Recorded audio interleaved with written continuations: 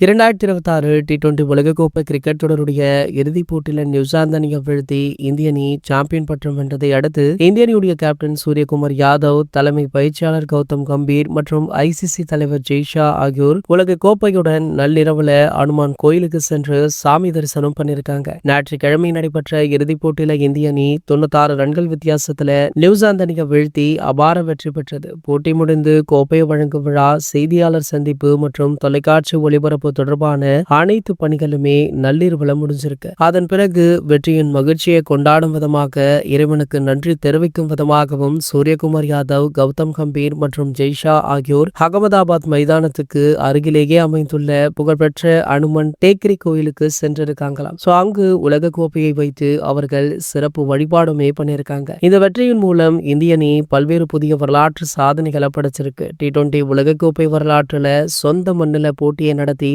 உலக கோப்பையை வென்ற முதல் அணி அப்படிங்கிற பெருமையை இந்தியா பெற்றிருக்கு. மேலும் நடப்பு சாம்பியன்களாக களமிறங்கி மீண்டுமே கோப்பையை தக்க வைத்துக் கொண்ட முதல் அணி அப்படின்ற சாதனையுமே சூரியகுமார் தலைமையில இந்திய அணி தன் வசப்படுத்திருக்காங்க. இறுதி போட்டியில முதல்ல பேட்டிங் செய்த இந்திய அணி 255 ரன்கள் எடுத்து இமாலய இலக்க வச்சாங்க. அதனாலேயே நியூசிலாந்து சுலபமாக வீழ்த்தி உள்ளாங்க அப்படின்ற தகவலுமே வைரலா போயிட்டு இருக்கு. இந்தியாவுடைய இந்த வெற்றியை பத்தி நீங்க என்ன நினைக்கிறீங்க அப்படின்றத கீழே உள்ள கமெண்ட் செக்ஷன்ல கமெண்ட் பண்ணிட்டு நம்மளுடைய சேனலை மறக்காம சப்ஸ்கிரைப் பண்ணிக்கோங்க.